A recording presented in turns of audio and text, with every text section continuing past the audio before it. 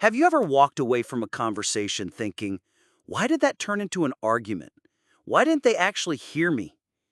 What if I told you that the difference between winning an argument and actually connecting could be the difference between growing your business or watching an opportunity walk out the door?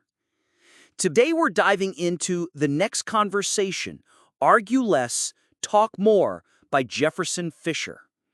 This isn't just another communication book. It's a playbook for anyone who wants to influence, persuade, and build stronger relationships in business, in leadership, and in life. And here's the truth. Your success doesn't just depend on what you know or even what you do. It depends on how well you can communicate your ideas to other people. And this book shows you how. Jefferson Fisher, a trial lawyer turned communication coach, has sat in some of the most high-pressure conversations imaginable. Courtrooms, negotiations, heated disputes. And what he's learned is simple. Arguments don't change minds. Conversations do. So let's break down the most powerful ideas from this book that can transform the way you speak, lead, and succeed. One of the first truths Fisher drives home is this. Conversations aren't competitions. Most people treat communication like a tennis match, volleying points back and forth, waiting for the chance to score. But in reality, real influence comes when you stop trying to win and start trying to connect. Think about it in business. If you're pitching an investor or negotiating a deal and your mindset is just to win, the other side feels it. They pull back. They resist. But if you aim to connect, they relax. They open up. And suddenly, you're not fighting. You're collaborating. Connection is the gateway to trust. And trust is the currency of business. Here's a paradox Fisher points out. In high-stakes conversations, most of us talk faster, push harder, and try to flood the space with words. But what actually works is slowing down, pausing, breathing. When you slow your words, you show confidence. You give weight to your ideas, and you give the other person space to process what you're saying instead of reacting defensively. Imagine a boardroom negotiation. Two entrepreneurs are competing for a partnership. One rushes through, rattling off numbers, desperate to impress. The other speaks slowly, pauses, looks the decision maker in the eye. Who seems more credible? Who do you trust with your money? It's always the calm voice in the storm. This is one of the most practical tools in the book. Instead of making statements that sound like accusations, turn them into questions that invite dialogue. Instead of saying, "You're not listening to me," ask, "Can I share something and get your feedback?"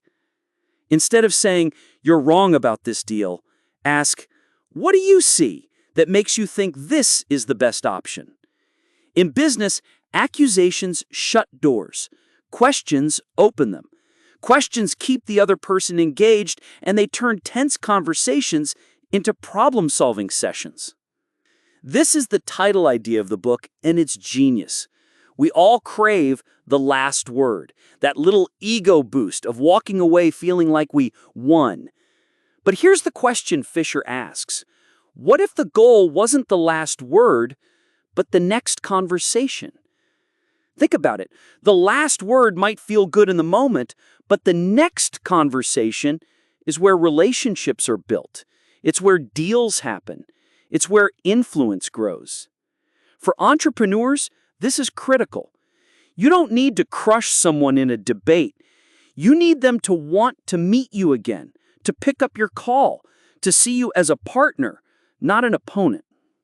So how do you apply this starting today, even before you read the book? Number 1, in your next meeting, pause before answering. Slow down. Even 2 seconds of silence makes your response more powerful. Number 2, replace one accusation with a question. Instead of saying, "You don't get it," ask, "Can I explain how I see it from my side?" Notice how it changes the tone instantly. Number 3, shift your goal. When you walk into a conversation, don't aim for the last word. Aim for the next one. Ask yourself, how can I make this person want to talk to me again? That mindset alone will change how you speak. And honestly, these are just a glimpse of what Jefferson Fisher unpacks in the next conversation. The book is full of real-life strategies, practical tools, and simple phrases you can use to defuse tension, build trust, and become the kind of communicator people actually listen to. So if you're serious about success in business, finance, or entrepreneurship, this is one of those books you'll want to keep within reach, because communication is your ultimate leverage. So if this resonates with you, I highly recommend grabbing your own copy. It's one of those reads that doesn't just give you information, it actually changes how you show up in conversations. Thanks for spending this time with me. If you liked the video, be sure to check out the other videos on the channel about impressive books that have just come out and are taking the market by storm.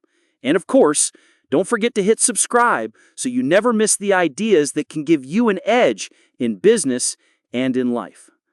I'll see you in the next one. Goodbye.